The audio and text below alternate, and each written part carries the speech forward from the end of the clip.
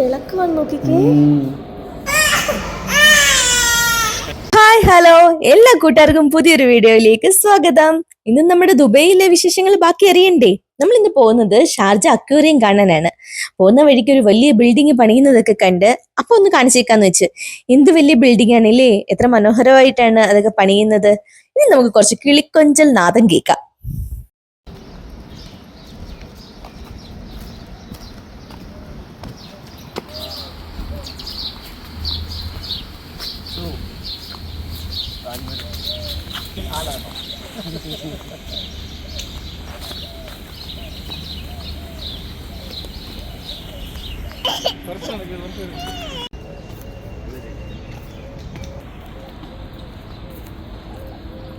നല്ല ചെമ്പകത്തിന്റെ മണം.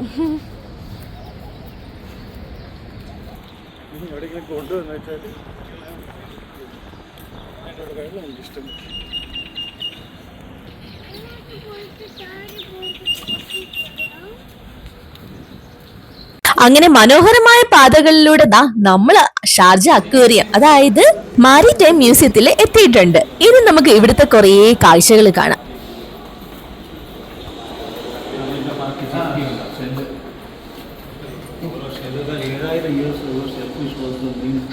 ഈ നമുക്ക് ഇന്നലെ കിട്ടിയ ശംഖ്, അതിന്റെ കുറച്ചുകൂടെ കൂർത്തത്.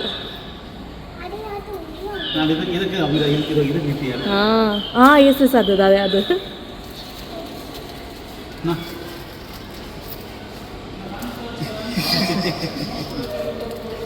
ഈ സെയിം ഇന്നലെ നമുക്ക് കിട്ടിയത്.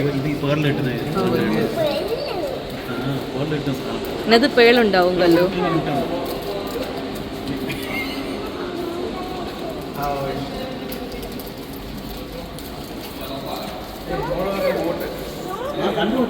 ഇനി നമ്മുടെ ഷാർജ മ്യൂസിയം അല്ലെങ്കിൽ ഷാർജ അക്വേറിയത്തെ കുറിച്ച് പറയാം. 2008 ജൂൺ 16 ഷാർജ മ്യൂസിയം ഓപ്പൺ ചെയ്തത്. ഷാർജ അക്വേറിയം എന്നൊരാശയം ഷാർജയുടെ ഭരണാധികാരിയായ His Highness doctor Sheikh Sultan bin Muhammad Al ഖാസ്മിയുടെ ഒരു ഐഡിയയിൽ വന്ന ഒരു മ്യൂസിയമാണ്. ഷാർജ മ്യൂസിയം അതോറിറ്റി, അതായത് SMA എന്നൊരു സർക്കാർ സ്ഥാപനമാണ് ഇതിന്റെ മേൽനോട്ടം വഹിക്കുന്നത്. ഷാർജയിലെ അൽഖാൻ പ്രദേശത്ത് ആണ് മാരിടൈം മ്യൂസിയം സ്ഥിതി ചെയ്യുന്നത്. നമ്മളിപ്പോ നിൽക്കുന്നത് വലിയ ഷാർക്കൊക്കെ ഉള്ള ഒരു സ്ഥലത്താണ്. കണ്ടില്ലേ, ആശാനാള് ഓടിക്കളിച്ച് നടപ്പുണ്ട്. കറക്റ്റ് ഒരു കടലിന്റെ ഒരു അടിത്തട്ട് പോലെയാണ് ഇവിടെ അവര് സെറ്റ് ചെയ്തിട്ടുള്ളത്. 6500 ചതുരശ്ര മീറ്ററിൽ 2 നിലകളിലാണ് ഇതിന്റെ നിർമ്മാണം.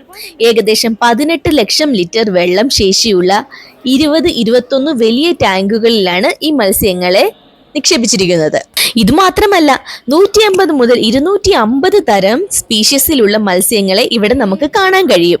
കൊച്ചുകുട്ടികൾക്കും മുതിർന്നവർക്കും ഒരേപോലെ നമ്മൾക്ക് ഒരു പുതിയ അനുഭവം തരുന്ന ഒരു സ്ഥലമാണ്. അല്ലെങ്കിൽ ഒരു കടലിന്റെ അടിത്തട്ടിൽ പോയി എല്ലാ ഈ മത്സ്യങ്ങളെയും കടലിന്റെ അടിത്തട്ടും ഒക്കെ കാണുന്ന അതേ ഒരു ഇതിലാണ് നമ്മുടെ ഈ ഷാർജ അക്വേറിയം അവർ നിർമ്മിച്ചിരിക്കുന്നത്. അതായത് കൊച്ചുകുട്ടികൾ മുതൽ മുതിർന്നവർക്ക് വരെ ഒരു പുതിയ അനുഭവവും ഒരു പുതിയ പാഠവുമാണ് ഷാർജ അക്വേറിയം. വെറുതെ അല്ല ഇതിവിടെ പരിസ്ഥിതി സംരക്ഷണത്തെ കുറിച്ച് ബോധവൽക്കരണം നടത്തുക. പ്രത്യേകിച്ച് കടൽ മലിനീകരണം, ഓവർ ഫിഷിംഗ്, തീരപ്രദേശ സംരക്ഷണം തുടങ്ങിയവയാണ് ഇതിന് പിന്നിലുള്ള ലക്ഷ്യം. നമ്മൾ മുന്നോട്ട് സഞ്ചരിക്കുന്ന ഓരോ പാതകളിലും നമ്മൾക്ക് വ്യത്യസ്തമായ പല കാഴ്ചകളാണ് കാണാൻ കഴിയുന്നത്. അതായത് പഴയ ഒരു മറൈൻ ലൈഫ്, അവരുടെ ഫിഷിംഗ് രീതികളും അവരുടെ സ്റ്റേ, പിന്നെ അവര് ഫിഷ് സെയിൽ ചെയ്യുന്നത് എല്ലാം നല്ല നല്ല മനോഹരമായിട്ട് തന്നെ അന്നത്തെ കാലത്തെ പോലെ തന്നെ ഇവിടെ രൂപകൽപ്പന ചെയ്തിട്ടുണ്ട്.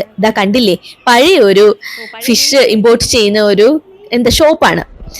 നമ്മുടെ ഷാർക്ക് കുട്ടനൊക്കെ ഇവിടെ ഓടിക്കളിച്ച് തന്നെ നടക്കുന്നുണ്ട്. അവര് ഹാപ്പിയാണ് ഇവിടെ. ഇത്രയും മനോഹരമായി തീരെ മാലിന്യമില്ലാതെ ഒരു അറ്റ്മോസ്ഫിയർ കിട്ടിയാൽ ഇവരൊക്കെ ഹാപ്പി അല്ലേ? പ്രത്യേകിച്ച് കുട്ടികൾക്ക് ഇതൊരു പ്രത്യേക എക്സ്പീരിയൻസ് തന്നെയായിരിക്കും. ഇതിനെയൊക്കെ അടുത്ത് കാണാൻ കഴിയുക എന്നുള്ളതൊരു വലിയ കാര്യം തന്നെയാണല്ലോ. ഇവിടെയെല്ലാം ചെറിയ ചെറിയ അക്വേറിയങ്ങളിലായിട്ട് നമ്മുടെ സീ ഹോഴ്സ്, കടൽ കുതിര, ഇതൊക്കെ ഇവിടെയുണ്ട്. പിന്നെ കണ്ടില്ലേ, എത്രയോളം വെറൈറ്റി സ്പീഷീസിലാണ് ഇവിടെ ഉള്ളതെന്ന് അറിയോ? നമ്മളൊന്നും കണ്ടിട്ടേ ഇല്ലാത്ത തരം സ്പീഷീസുകൾ, വെറൈറ്റികൾ ഇവിടെയുണ്ട്. ഇവിടെ വന്നിട്ട് 5 മിനിറ്റിലെല്ലാം കണ്ടു പോകാം എന്ന് വിചാരിക്കരുത്. കാണാൻ ഒരുപാടുണ്ട്. അപ്പം നമ്മൾ കുറച്ച് സമയം എടുത്ത് കാണുക തന്നെ വേണം. ദേ കണ്ടില്ലേ നമ്മുടെ കടൽ കുതിര. എത്ര മനോഹരമായ കാഴ്ചകളാണെന്നറിയാവോ, രണ്ട് സൈഡിലും അക്കേറിയോ. ഞാൻ വിചാരിച്ചു നമ്മൾ പോകുമ്പോ ഈ കാണുന്ന അടിത്തട്ടിലെ ഉള്ളു കാഴ്ചകൾ എന്ന്. മുകളിൽ ചെല്ലുമ്പോഴത്തേക്ക് ഇതൊരു കടല് പോലെ നമുക്ക് കാണാം. അത്രയ്ക്ക് ആഴത്തിലാണ് ഇത് നിർമ്മിച്ചിരിക്കുന്നത്. നല്ല ആഴമുണ്ട്. ഞാനപ്പോ ഓർക്കുകയും ചെയ്തു, എന്റെ ഫോൺ എങ്ങാണ് അതിൽ വീണാലുള്ള അവസ്ഥയെ. പിന്നെ പ്രതീക്ഷിക്കവേ വേണ്ട ഫോൺ തിരിച്ചു കിട്ടുമെന്ന്. അത്രയ്ക്ക് ആഴമാണേ. വെറുതെ കൈയൊക്കെ ഒന്ന് ഇട്ട് എടുക്കാവുന്നുള്ള പ്രതീക്ഷയൊന്നും വേണ്ട. എത്ര വെറൈറ്റികളായിട്ടുള്ള മീനുകളാണ് അല്ലേ.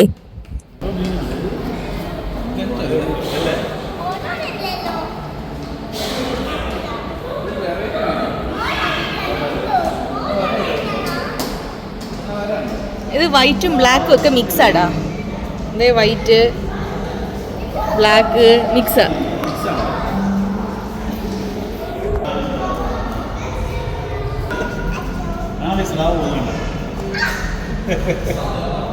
കല്ലു ഇത് നിന്നോ, നിന്നേ. കല്യാണി ഇങ്ങോട്ട് നോക്കിക്കേ.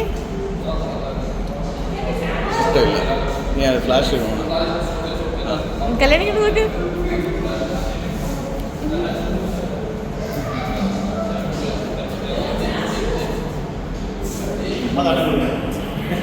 ഫോട്ടോയും കിട്ടി.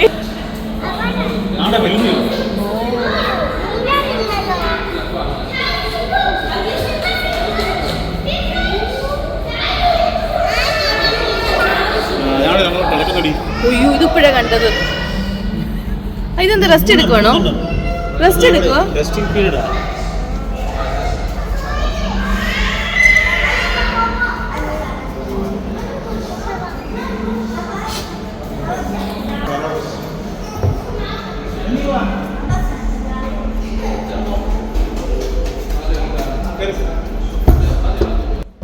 ഇവിടെ ഈ കാണുന്ന കളർഫുൾ ആയിട്ടുള്ള പല മീനുകളേ ഞാൻ എൻ്റെ ചെറുതിലെ എൻ്റെ അച്ഛൻ ഇങ്ങനെ ഈ മീനിൻ്റെയൊക്കെ കുഞ്ഞ് സ്റ്റാച്യൂസ് കിട്ടുമല്ലോ, എന്താ പറയാ, ഈ ക്ലേയിലൊക്കെ ഉണ്ടാക്കണേ, അത് കുറേ കൊണ്ടുവരുമായിരുന്നു. അപ്പൊ അതിലൊക്കെ ഞാൻ ഈ മീനെ ഇത്രയും കളർഫുൾ ആയിട്ട് കണ്ടിട്ടേ ഉള്ളൂ. നമ്മൾ പ്രതീക്ഷിക്കുന്നില്ലല്ലോ അതുപോലെ ഒറിജിനൽ മീൻ ഉണ്ടെന്ന് വിചാരിക്കുന്നില്ല. അതൊക്കെ ഓരോരുത്തരുടെ സങ്കല്പമാണ്, സാങ്കല്പികരമായിട്ടുള്ളതാണെന്നാണ് ഞാൻ വിചാരിച്ചിരുന്നത്. അതൊക്കെ വെറും തെറ്റായ ധാരണയായിരുന്നു എന്ന് ഇവിടെ വന്ന് നേരിട്ട് ഞാൻ കണ്ടപ്പോൾ എനിക്ക് മനസ്സിലായി. അതേപോലെ തന്നെ അക്വേറിയം കാണാൻ വരുന്നവരെ പ്രധാനമായി ആകർഷിപ്പിക്കുന്ന ഒന്നാണ് അണ്ടർ വാട്ടർ ടണൽ, അതുവഴിയുള്ള നടപ്പാത. അതുപോലെ തന്നെ സ്റ്റാർ ഫിഷിനെ തൊടാനും കഴിയുന്ന ഒരു ഇന്ററാക്റ്റീവ് ടാങ്ക് ഇവിടെയുണ്ട്. എത്ര മനോഹരമാണ് ഇല്ലേ. ഈ മീനിനെയൊക്കെ നമ്മൾ ലൈഫിലെ ആദ്യമായിട്ടായിരിക്കും ചിലപ്പോൾ കാണുന്നത്. ഞങ്ങൾ അവിടെ ചെന്ന സമയം വലിയ തിരക്കില്ലാത്തത് കൊണ്ട് തന്നെ എല്ലാ കാഴ്ചകളും നമ്മൾക്ക് സമയമെടുത്ത് എൻജോയ് ചെയ്ത് തന്നെ കാണാൻ കഴിഞ്ഞ്. ഈ മീനിനെ കണ്ട് എന്ത് ഭംഗിയാണില്ലേ. നമ്മുടെ ഈ തത്തയില്ലേ, അതാ ആ പോയ സാധനം നമ്മുടെ നാട്ടിലെ തത്ത എന്ന് പറയുന്ന മീനില്ലേ, അതാണ് അങ്ങോട്ട് പോയൊരു ലൈറ്റ് ഒരു ബ്ലൂ കളറിൽ പോയത്. ഈ കളർഫുൾ മീനിനെ കണ്ടിരുന്നിട്ടേ ഞാൻ ആ മീനെ കാണിക്കാൻ മറന്നുപോയതാണ്. നല്ല രസമുണ്ട് ഈ കളർഫുൾ മീനിനെയൊക്കെ. എൻ്റെ കുട്ടിക്കാലത്തൊക്കെ ഞാൻ എൻ്റെ അച്ഛൻ ഇങ്ങനെ കൊണ്ടുവരുന്ന ക്ലേ കൊണ്ടുള്ള അത് വെച്ചിട്ട് കണ്ടിട്ടേ ഉള്ളൂ. ഞാൻ ആദ്യമായിട്ടാണ് ഈ കളർഫുൾ മീനിനെയൊക്കെ നേരിട്ട് കാണുന്നത്. അപ്പം എന്തായാലും അതിൻ്റെ അടുത്ത് നിന്ന് ഫോട്ടോ എടുക്കാൻ നമ്മൾ ശ്രമിക്കുമല്ലോ, അത് തന്നെ ഞാനും ചെയ്തിട്ടുണ്ട്. എന്തായാലും ദുബൈയിലൊക്കെ പോകുന്നവർക്കേ മസ്റ്റായിട്ട് കാണേണ്ട ഒരു പ്ലേസ് ആണ് നമ്മുടെ ഷാർജ അക്വേറിയം കേട്ടോ. ഒരിക്കലും മിസ് ചെയ്യല്ലേ. കാണാൻ പറ്റുവാണെങ്കിൽ കാണുക.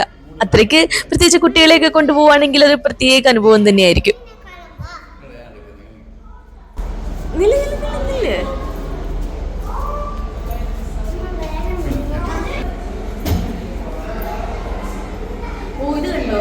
പണ്ട് കപ്പല്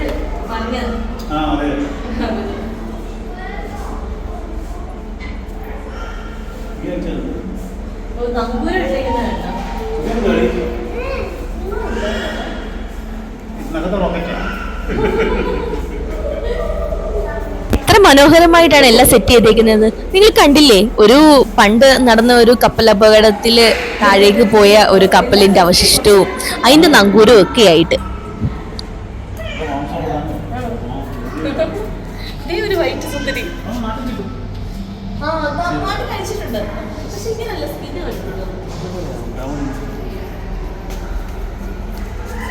ഒരു ഗുഹയിലോട്ടാണല്ലോ കയറി പോകുന്നത്.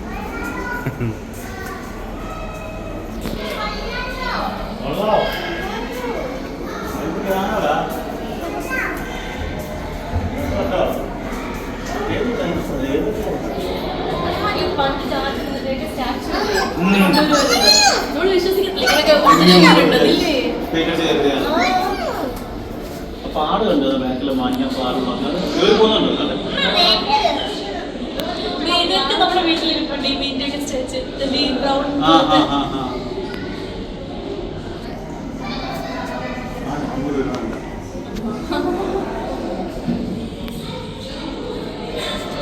കറക്റ്റ് കടലിൽ പോലെ സെറ്റ് ചെയ്തിട്ടില്ലേ കടലിന്റെ അടുത്തത്തെ പോലെ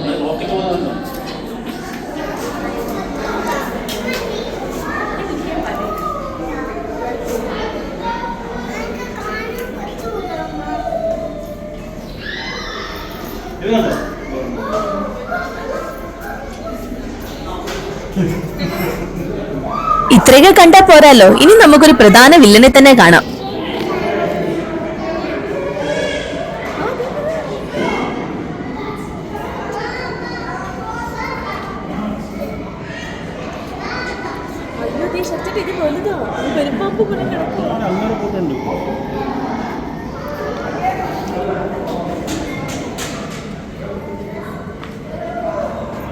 അതേണ്ട മോള് താഴെ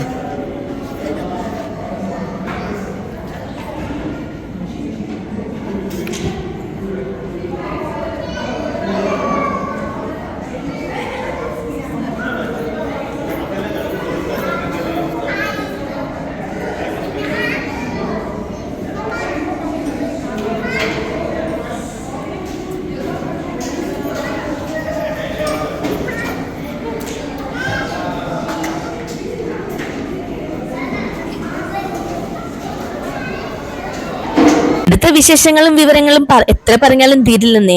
ഇവിടെ ഇതൊന്നും കൂടാതെ കുട്ടികൾക്ക് മറൈൻ ലൈഫിനെ കുറിച്ച് പഠിക്കാൻ ആവുന്ന ഓഡിയോ വിഷ്വൽ എക്സ്പീരിയൻസ് ഇവിടെയുണ്ട്. എത്ര കളർഫുൾ ആയിട്ടുള്ള മീനുകളാണല്ലേ, നമ്മൾ കണ്ടിരിക്കാൻ തന്നെ നമുക്ക് തോന്നും. അതുപോലെ തന്നെ കുട്ടികൾക്കും മുതിർന്നവർക്കും ഒരേപോലെ എന്റർടൈൻമെന്റ് ആയ ഒരു സ്ഥലമാണ് നമ്മുടെ ഷാർജ അക്വേറിയം. കല്യാണി ഇതെല്ലാം അടിച്ച് വണ്ടടിച്ച് നിൽപ്പുണ്ട് ഇതെല്ലാം കണ്ടിട്ടേ. അവൾ ശരിക്കും ഞാൻ പറയാമല്ലോ, ഇതൊക്കെ വേണം അക്വേറിയത്തിലിടാൻ. ഇതുപോലത്തെ ഒരു സെറ്റപ്പ് കൂടി സെറ്റ് ചെയ്യണം അല്ലേ.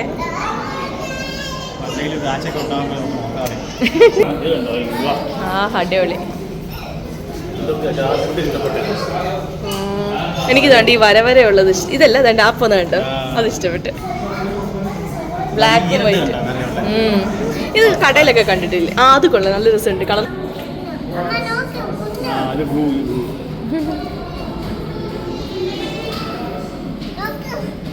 എടാ സ്ഥലമില്ല, ഇല്ലെങ്കിൽ സെറ്റ് ചെയ്യായിരുന്നു. ശരി, അയിലക്കിരിയാൻ പോലെ. ഈ വരുന്ന മീനിനെ കണ്ട് വല്ല പരിചയമുണ്ടോ? നമ്മുടെ അയിലക്കിരിയാനും ഒക്കെയാണേ നമുക്ക് ഇവിടില്ലേ. നമ്മൾ കാണാത്ത മീനുകൾ മാത്രമല്ല, നമ്മൾ ദിവസം ഫുഡിൽ കഴിക്കണ മീനുകളും ഒക്കെ ഉണ്ട് ഇവിടെ കേട്ടോ.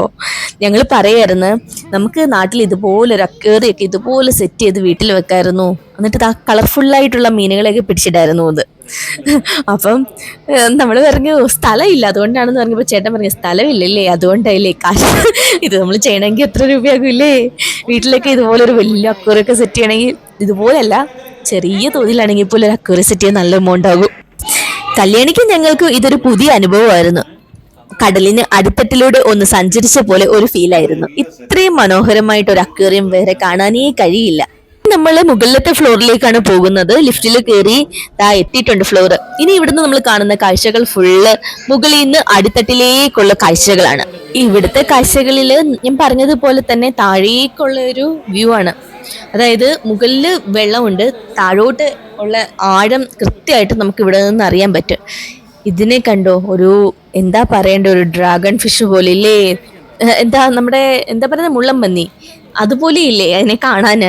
എത്രയോ വെറൈറ്റീസ്, ഞാൻ പറഞ്ഞില്ലേ ആദ്യം തന്നെ, ഒരു 150-250 തരം സ്പീഷ്യസിലുള്ള മത്സ്യങ്ങളെ ഇവിടെ നമുക്ക് കാണാൻ കഴിയും, അല്ലെങ്കിൽ കടൽ ജീവികളെ നമുക്കിവിടെ കാണാൻ കഴിയും. ചിലപ്പോൾ ഇവിടെയുള്ള ഈ 150 ഞാൻ പറഞ്ഞ കണക്കില്ലേ 150-250, അതിലാകെ നമുക്ക് അറിയാവുന്നത് എന്ന് പറയുന്ന ഒരു 50 മാത്രമായിരിക്കും. ബാക്കി 200ഓളം നമ്മൾ ലൈഫിൽ ഫസ്റ്റ് ടൈം കാണുന്ന തരം സ്പീഷ്യസുകളായിരിക്കും. ഇതിനെയൊക്കെ ഞാൻ ഇതിന് മുന്നേ കണ്ടിട്ടേ ഇല്ല, ഞാൻ ഫസ്റ്റ് ടൈമാണ് കാണുന്നത് കേട്ടോ. നിങ്ങൾക്ക് ഇതൊക്കെ ഇതുപോലത്തെ ഒക്കെ കണ്ടിട്ടുണ്ടോ നേരിട്ട് നേരത്തെ? അതായത് ഈ അക്വേറിയത്തിൽ വന്നിട്ടല്ലാതെ ഇതിന് മുന്നേ ഇതുപോലുള്ളതിനെയൊക്കെ നേരിട്ട് കണ്ട അനുഭവം നിങ്ങൾക്കുണ്ടോ?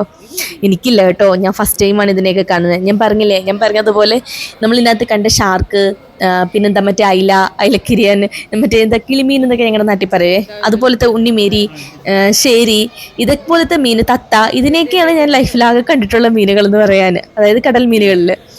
അല്ലാതെ ഇതിന് മിക്ക മീനുകളെയും ഞാൻ നേരിട്ട് കണ്ടിട്ടേ ഇല്ല, ഞാൻ ആദ്യമായിട്ടാണ് നേരിട്ട് കാണുന്നത്. ഇനി ഇതിലുള്ള മിക്കതിനെ ഞാൻ നേരത്തെ പറഞ്ഞതുപോലെ എൻ്റെ അച്ഛനും കൊണ്ടുവരുന്ന മറ്റേ ക്ലേ ആർട്ട് ഉണ്ടല്ലോ, അതിനകത്ത് ക്ലേ സ്റ്റാച്ചു, എന്താ ഈ കളിമണ്ണ് കൊണ്ടൊക്കെ ഉണ്ടാക്കുന്ന ഒരു സ്റ്റാച്യൂസ് ഉണ്ടല്ലോ പണ്ടെങ്കിൽ നമ്മൾ വീട്ടിലൊക്കെ ഷോക്കേസിലൊക്കെ വെക്കുന്നത്, അതിലൊക്കെ ഞാൻ കണ്ടിട്ടുള്ള മീനുകളെയാണ് ഞാൻ മിക്കതും നേരിട്ട് ഞാൻ കാണുന്നത്.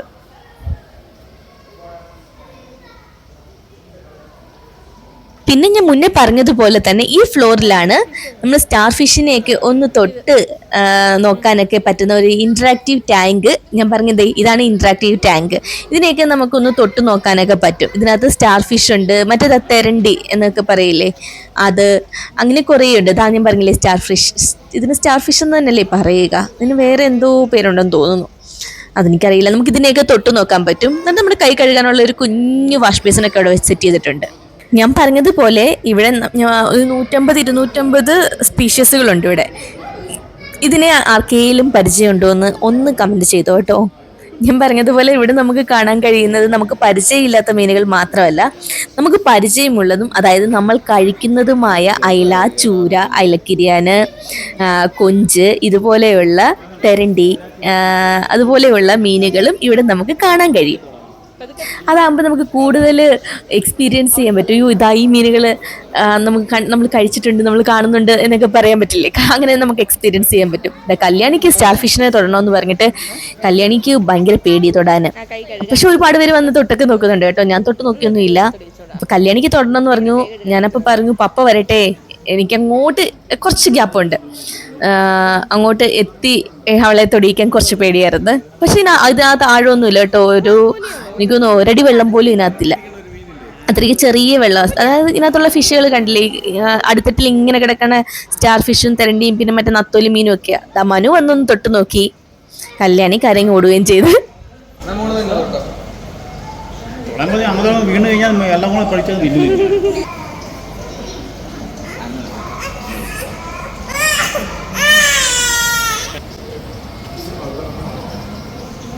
ഈ മീനുകൾ പരിചയമില്ലാത്തവർ കാണില്ല. എന്താ നിങ്ങളുടെ നാട്ടിൽ ഈ മീനിന് പറയുന്നതെന്ന് പറയണേ. ഞങ്ങളുടെ നാട്ടിൽ ഇങ്ങനെ കുറെ പേരൊക്കെ ഉണ്ട്. എന്തായാലും നിങ്ങളുടെ നാട്ടിൽ എന്താ പറയണേന്ന് പറ.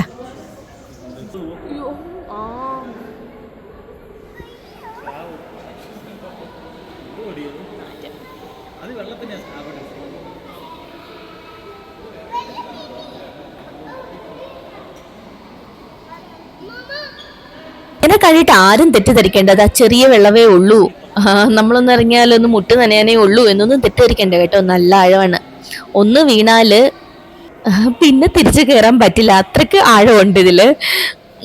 അവര് നല്ലൊരു റെയിലിംഗ് ഒക്കെ വെച്ചിട്ടുണ്ട്, അതായത് നല്ലൊരു ഹൈറ്റിൽ തന്നെ റെയിലിംഗ് ഒക്കെ വെച്ചിട്ടുണ്ട്, ആരും പോയി എത്തി നോക്കി വീഴാതിരിക്കാൻ വേണ്ടിയിട്ടൊക്കെ. ക്ലിയർ ആയിട്ട് കാണാൻ പറ്റുമെന്ന് എനിക്കറിയില്ല. അടിത്തട്ടിലേക്കുള്ള ദൂരം കണ്ടോ, നല്ല ആഴമുണ്ട്. അതായത് ഈ ചുഴിയൊക്കെ പോലെ ഇങ്ങനെ നല്ല ആഴത്തില് നല്ല നല്ല രീതിയിൽ തന്നെ ആഴമുണ്ട്. പിന്നെ മുകൾ തട്ട് ചില സ്ഥലങ്ങളിൽ മാത്രമാണ് ആഴക്കുറവ്, എന്നാലും അവിടെ ഒരു 6-7 അടി ഹൈറ്റിൽ വെള്ളം ഉണ്ടാവും. താഴോട്ട് പോകും തോറും നല്ല ഹൈറ്റ് ഉണ്ട്.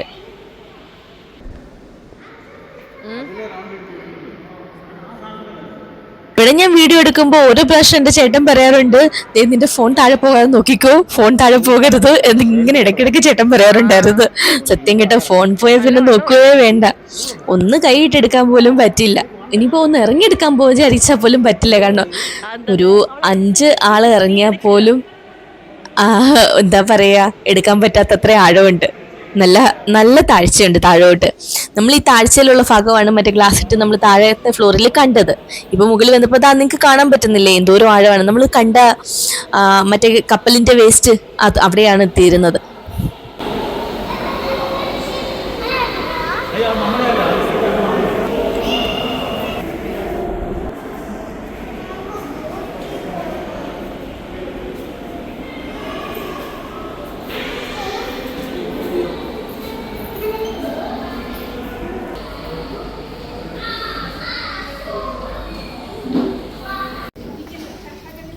അത്രയും കാഴ്ചകളൊക്കെ കണ്ടു വന്നത് ആ പപ്പയും മോളും ഒന്ന് റെസ്റ്റ് എടുക്കാനൊക്കെ ഇരുന്നിട്ടുണ്ട്. ഇനി നമ്മൾ പോകുന്നത് വേറൊരു വ്യൂ കാണാനാണ്. അതായത് ഈ മറൈൻ, അതായത് ഷാർജ അക്വേറിയത്തിന്റെ അവിടെ തന്നെ ഒരു മറൈൻ, എന്താ പറയാ, കൂടുതൽ ഞാൻ പപ്പ അടിച്ച് വെറുപ്പിക്കുന്നില്ല. അതായത് ഷാർജ മ്യൂസിയം, അതായത് മറൈൻ മ്യൂസിയം നമുക്ക് കാണാം. അതായത് മറൈൻ, പണ്ട് കാലത്ത് യൂസ് ചെയ്തിരുന്ന മറൈൻ സംബന്ധമായിട്ടുള്ള പുരാവസ്തുക്കൾ സൂക്ഷിച്ചിരിക്കുന്ന ഇടത്തിലേക്കാണ് നമ്മളിപ്പോൾ പോകുന്നത്. ഓരോ പടികളും സൂക്ഷിച്ചിറങ്ങണമെന്ന ഞങ്ങളിതാ ഇവിടെ ഓരോ പടികളും ചാടി ചാടി ഇറങ്ങുന്നുണ്ട്. അങ്ങനെ നമ്മളിതാ അക്വേറിയം കണ്ട് വെളിയിലിറങ്ങി. ഇനി നമ്മൾ പോകുന്നത് മ്യൂസിയം കാണാനാണ്. അപ്പോൾ മ്യൂസിയം കാണാൻ പോകുന്നതിന് മുമ്പ് നമുക്ക് അങ്ങോട്ട് പോയി, അവിടെ ഒരു പുഴയുണ്ട്, ലേക്ക്. അപ്പോൾ അവിടെ പോയി ഒന്ന് കാഴ്ചയൊക്കെ കണ്ടിട്ട് നമ്മൾക്ക് മ്യൂസിയത്തിലേക്ക് പോകാന്ന് വെച്ചു. ഇത് ഒരു 5 മിനിറ്റ് 10 മിനിറ്റ് കൊണ്ട് കണ്ട കാഴ്ചകളല്ല കേട്ടോ. ഈ വീഡിയോ തന്നെ എനിക്ക് തോന്നുന്നു ഒരു 30-31 മിനിറ്റ് ഉണ്ട്, മ്യൂസിയം ഉൾപ്പെടെ. ഈ 31 മിനിറ്റ് അല്ല ശരിക്കും ഈ കാഴ്ചകൾ നമ്മൾ അക്വേറിയം മാത്രം ഒരു 1 അവറോളം എടുത്തിട്ടുണ്ടാവും കണ്ടു തീർക്കാൻ. അതുപോലെ തന്നെ മ്യൂസിയവും അത്രയ്ക്ക് മനോഹരമായ കാഴ്ചകളാണ്. ഈ ദുബൈ ഷാർജ, അതായത് അവിടുത്തെ ബിൽഡിങ്ങുകളൊക്കെ ഒരു പ്രത്യേക ഭംഗി തന്നെയാണ് കാണാൻ. ഓരോന്നിനും ഓരോ മോഡലുകളാണ് അല്ലേ. അതായത് ഇപ്പോൾ ഒരു ബിൽഡിങ് കണ്ടാൽ വേറൊരു ബിൽഡിങ്ങുമായിട്ട് ഒരുപാട് വ്യത്യാസങ്ങളുണ്ടാവും. കൺസ്ട്രക്ഷൻ രീതിയിലും അതിൻ്റെ ഷേപ്പ്, എക്സ്റ്റീരിയർ വ്യൂവിലൊക്കെ ഒരുപാട് ഡിഫറൻസ് ഉണ്ടാവും. കുറച്ച് നേരം നമ്മളവിടെ കാറ്റൊക്കെ കൊണ്ട് നിന്നു, കഥകളൊക്കെ അടിച്ചു, കുറച്ച് ഫോട്ടോസൊക്കെ എടുത്ത് വീഡിയോസൊക്കെ എടുത്ത് കല്യാണി എന്നെ വലിച്ചുകൊണ്ട് പോകുന്നുണ്ട്. അപ്പം നമ്മൾ ഇനിയും പോകുന്നത് നമ്മുടെ മ്യൂസിയം കാണാനാണ്. അപ്പോൾ മ്യൂസിയത്തിലേക്ക് എല്ലാവർക്കും സ്വാഗതം. അപ്പോൾ മാരിടൈം മ്യൂസിയം. അപ്പം നമ്മൾ ഇവിടത്തേക്ക് പോകുന്ന കാഴ്ചകൾ ഫസ്റ്റ് തന്നെ ഇവർ കുറേ ഒരു ഡീറ്റെയിൽസ് കൊടുത്തിട്ടുണ്ട്. പണ്ട് ഇവിടെ കടൽ ആയിരുന്ന സ്ഥലം പിന്നീട് മരുഭൂമി ആയതും അതിനെക്കുറിച്ചും അങ്ങനെ കുറേ സംഭവങ്ങൾ, എല്ലാത്തിനെയും കുറിച്ചും ഒരു വിവരണവും ഒക്കെ കൊടുത്തിട്ടുണ്ട്. പണ്ട്, അതായത് ഇപ്പം മരുഭൂമിയായിരുന്നു, പണ്ട് പക്ഷെ അവിടെ കടലായിരുന്നു എന്ന് ഇവർക്ക് കിട്ടിയ പ്രൂഫുകൾ, അതെല്ലാം ഡീറ്റെയിൽസ് ആയിട്ടും അതിൻ്റെ സ്കെൽട്ടണുകൾ, അങ്ങനെയുള്ള കുറേ സംഭവങ്ങൾ ഈ മ്യൂസിയത്തിനുള്ളിൽ ഉണ്ട്. ഇത് കണ്ടാൽ എന്താണെന്ന് മനസ്സിലാവില്ല, പക്ഷെ ആ ലെൻസിലൂടെ നോക്കുമ്പോൾ നമുക്ക് പേള് കാണാൻ പറ്റും. കണ്ടോ, കുഞ്ഞു പേള്, ഒറിജിനൽ പേളാണ്. അതിന് എത്രയോ വർഷങ്ങൾ പഴക്കവുമുണ്ട്. ഇതുപോലെ ഇവിടുത്തെ ഓരോ കാഴ്ചകളും ഭയങ്കര വ്യത്യസ്തമാണ്. എല്ലാത്തിൻ്റെയും കുറിച്ചുള്ള വിവരണങ്ങളും ഡീറ്റെയിൽസ് എല്ലാം കൊടുത്തിട്ടുണ്ട്. അതുകൊണ്ട് തന്നെ നമുക്ക് കൺഫ്യൂസ് തോന്നാതെ തന്നെ നമുക്ക് വായിച്ച് മനസ്സിലാക്കാനും പറ്റുന്നു. ഈ ചീപ്പ് ചീപ്പ് കണ്ടോ, ആള് നിസ്സാരക്കാരനല്ല, ആളൊരു ആനക്കൊമ്പ് കൊണ്ടുണ്ടാക്കിയ ചീപ്പാണ്. ഒരുപാട് വർഷങ്ങൾ പഴക്കമുള്ളതുമാണ്. ഓരോ മ്യൂസിയവും ഒരു പഴയ കാലഘട്ടത്തിന്റെ ചരിത്രം നമുക്ക് മനസ്സിലാക്കി തരാൻ വളരെയധികം ഹെൽപ്പ് ചെയ്യുന്ന ഒന്നാണ്. പണ്ടുണ്ടായിരുന്ന പുരാതന വസ്തുക്കളും അതിൻ്റെ മൂല്യങ്ങളും ഒക്കെ നമുക്ക് അതേപടി മനസ്സിലാക്കി തരാൻ ഈ മ്യൂസിയങ്ങൾ കൊണ്ട് നമുക്ക് സാധിക്കാറുണ്ട്. അതായത് പുതിയ തലമുറകൾക്ക് പണ്ടത്തെ കാര്യങ്ങളെക്കുറിച്ച് ഒരു ചെറിയ രീതിയിലെങ്കിലും ഒരു കാഴ്ചപ്പാടുണ്ടാകാനും അത് മനസ്സിലാക്കിയെടുക്കാനും കഴിയുന്നത് ഈ മ്യൂസിയങ്ങൾ ഉള്ളത് കൊണ്ട് തന്നെയാണ്. അതുപോലെ കാഴ്ചകളൊക്കെ കണ്ട് നമ്മൾ നേരെ എത്തുന്ന ഒരു വലിയൊരു ഹാളിലേക്കാണ്. അവിടെ എത്തുമ്പോഴത്തേക്ക് ഒരുപാട് ബോട്ടുകളുടെ മോഡലുകൾ ഉണ്ടാക്കി വെച്ചിട്ടുണ്ട്. ഈ ബോട്ടുകളുടെ മോഡലുകൾ മാത്രമല്ല, പണ്ട് ഈ ബോട്ടുകൾ അവരെങ്ങനെയായിരുന്നു ഉണ്ടാക്കിയിരുന്നത്, നങ്കൂരം എങ്ങനെയായിരുന്നു ഇട്ടിരുന്നത്, പണ്ട് പായ്ക്കപ്പൽ, അതിൻ്റെ മോഡലുകൾ എല്ലാം ഇഷ്ടം പോലെ ഉണ്ടാക്കി വെച്ചിട്ടുണ്ട്. ഈ മോഡലുകൾ മാത്രമല്ല, ഒറിജിനൽ ബോട്ട് വരെ ഇതിനുള്ളിലുണ്ട്. ചെറിയ ബോട്ടുള്ളിൽ വെച്ചിട്ടുണ്ട്. അവരതൊക്കെ ചെയ്തേക്കുന്ന എത്ര മനോഹരമായിട്ടൊന്ന് കണ്ടോ. അതിനുള്ളിൽ ചെറിയ ബോട്ടുകൾ, അതായത് ഈ കപ്പൽ മറിയുകയോ എന്തെങ്കിലും ചെയ്താൽ രക്ഷപ്പെടാനുള്ള മറ്റു ചെറിയ ബോട്ടുകൾ വരെ അതിനുള്ളിൽ സെറ്റ് ചെയ്തിട്ടുണ്ട്. ഒരു ബോട്ട് എങ്ങനെയാണ് നിർമ്മിച്ചിരുന്നതെന്നുള്ള അതിൻ്റെ കൺസ്ട്രക്ഷൻ രീതികൾ വ്യക്തമായിട്ട് തന്നെ സ്റ്റെപ്പ് ബൈ സ്റ്റെപ്പായിട്ട് ഇവര് എഴുതി വെക്കുക മാത്രമല്ല, അത് ഓരോ രീതിയിലും കാണിച്ചിട്ടുമുണ്ട്. നീ കല്ല് യൂസ് ചെയ്യുന്നേ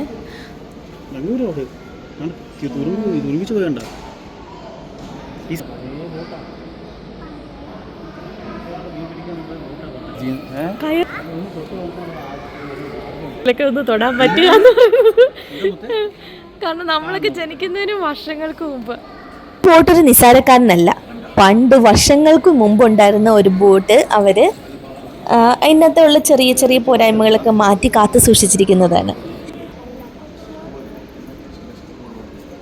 then covered with fish liver oil. ഇത് ഒരു പഴയ സ്ഥലമാണ്. ഇത് എത്ര വർഷം മുമ്പെയാണ് വെള്ളത്തിൽ കയറി.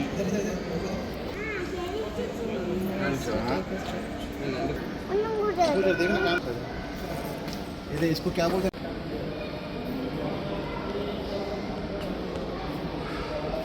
ശ്രദ്ധിച്ചിട്ട് അതെ ഇതിന്റെ സ്ട്രക്ചർ മേക്കിംഗ് ഉണ്ടോ? മേക്ക് ചെയ്ത സ്റ്റെപ്പ്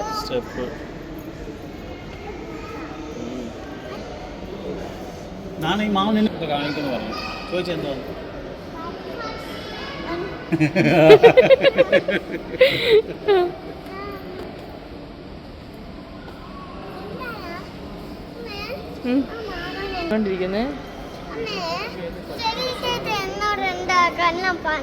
ചുമ്മാ കുറെ വട്ടം കാണിക്കും.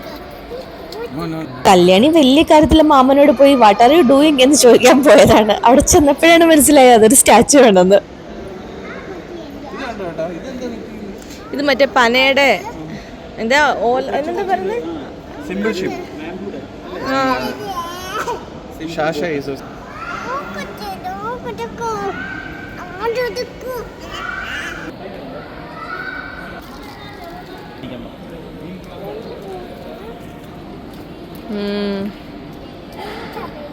എല്ലുകളോടെ ഇരിക്കില്ലേ?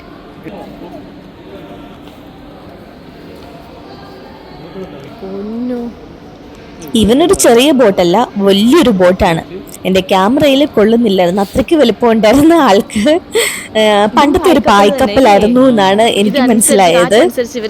നിങ്ങൾക്ക് എന്തെങ്കിലും ഐഡിയ ഉണ്ടെങ്കിൽ പറഞ്ഞ.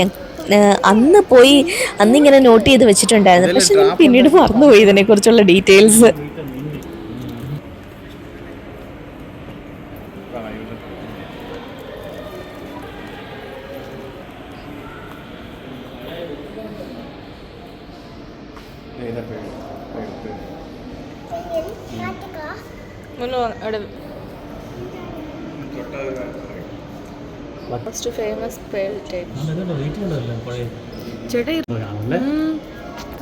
കുറച്ച് നേരത്തേക്ക് പഴയ കാലത്തേക്ക് പോയ ഒരു ലുക്ക് അല്ലേ?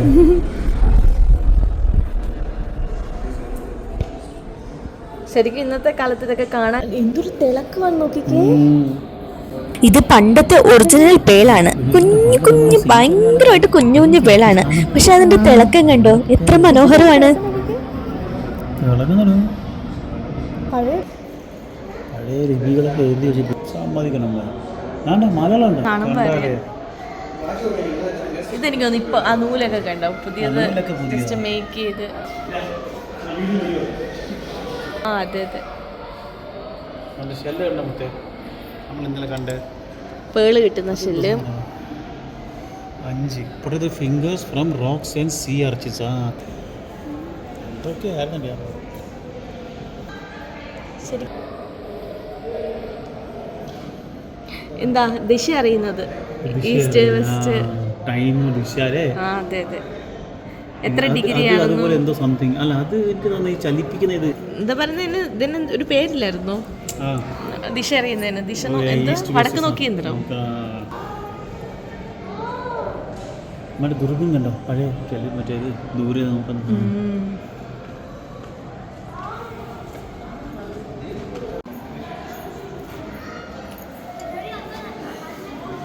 ഞാൻ ഈ വീഡിയോയിൽ പറഞ്ഞ വിവരങ്ങൾ എന്തെങ്കിലും തെറ്റാണെങ്കിൽ ക്ഷമിക്കണേ. ഞാനിങ്ങനെ ഗൂഗിളൊക്കെ സെർച്ച് ചെയ്തും അവിടെ കണ്ട് ഡീറ്റെയിൽസ് വെച്ചിട്ടും ഒക്കെയാണ് ഈ പറഞ്ഞത്. അപ്പോൾ എല്ലാവർക്കും വീഡിയോ ഇഷ്ടപ്പെട്ടാൽ നിങ്ങൾ ലൈക്ക് ചെയ്യാനും നിങ്ങളുടെ അഭിപ്രായങ്ങൾ കമൻ്റായിട്ട് പറയാനും മറക്കല്ലേ.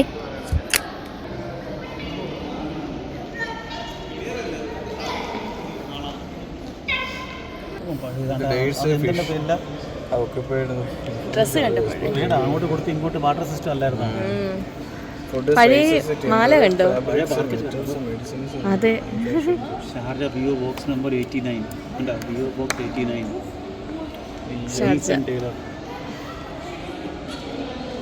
ബോംബെ എഴുതിയിട്ടുണ്ട്.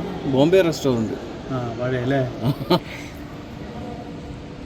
89 പഴയ ഡ്രസ്സ് കണ്ടോ, എന്ത് ഭംഗിയുണ്ട്. അപ്പോൾ എങ്ങനെയുണ്ട് എല്ലാവർക്കും ഷാർജ അക്വേറിയം മാരിടൈം മ്യൂസിയം ഒക്കെ ഇഷ്ടപ്പെട്ടോ? ഞാൻ മാക്സിമം എല്ലാ കാഴ്ചകളും ഈ വീഡിയോയിൽ ഉൾക്കൊള്ളിച്ചിട്ടുണ്ട്. അപ്പോൾ എല്ലാവർക്കും ഇഷ്ടപ്പെട്ടാൽ നിങ്ങളുടെ അഭിപ്രായം പറയാൻ മറക്കല്ലേ. നിങ്ങൾക്ക് ഇങ്ങനെയുള്ള വീഡിയോസ് ഇഷ്ടമാണെങ്കിൽ നിങ്ങൾ കമൻറ്റ് ചെയ്യ്. മാക്സിമം ഇങ്ങനത്തെ വീഡിയോസൊക്കെ നിങ്ങളിലേക്ക് ഷെയർ ചെയ്യാം.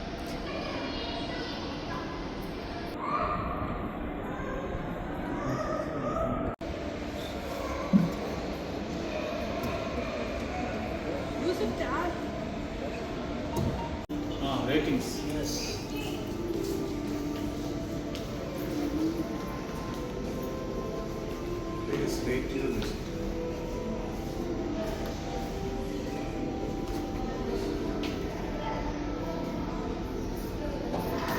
അവർ പറഞ്ഞിട്ടുണ്ടായിരുന്നു. അവൾ പറഞ്ഞ മുത്ത ഒന്ന് കൂട്ടി അവൾ തൊടണം മുമ്പേ പറഞ്ഞു.